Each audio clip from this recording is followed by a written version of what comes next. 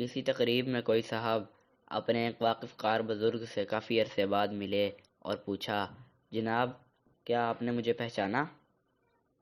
بزرگ نے غور سے دیکھا اور کہا، ہاں میں نے آپ کو پہچان لیا ہے، آپ پرائمری اسکول میں میرے شاگرد رہ چکے ہیں، کیا کر رہے ہیں آج کل؟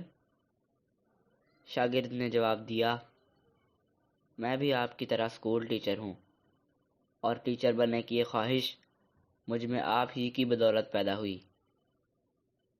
استاد نے پوچھا، وہ کیسے؟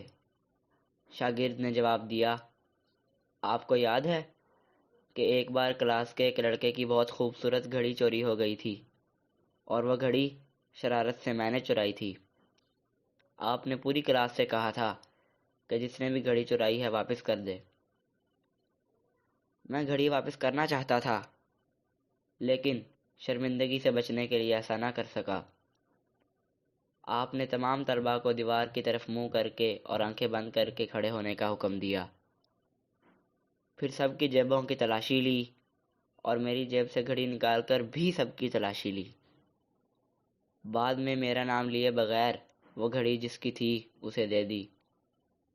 مجھے حیرت تھی کہ آپ نے میری اس حرکت پر مجھے شرمندہ نہ کیا۔ میں نے اسی دن سے استاد بننے کا تہیہ کر لیا تھا۔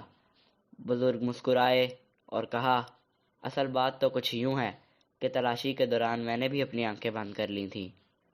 مجھے بھی آج پتہ چلا ہے کہ وہ گھڑی تم نے چرائی تھی۔ کیا ہم ایسے کردار کے مالک بن سکتے ہیں جو اپنے اعمال سے دوسروں کو نیک جذبات کی ترغیب دے سکیں، نہ کہ چھوٹی چھوٹی غلطیوں پر لوگوں کے سامنے انہیں شرمندہ کریں؟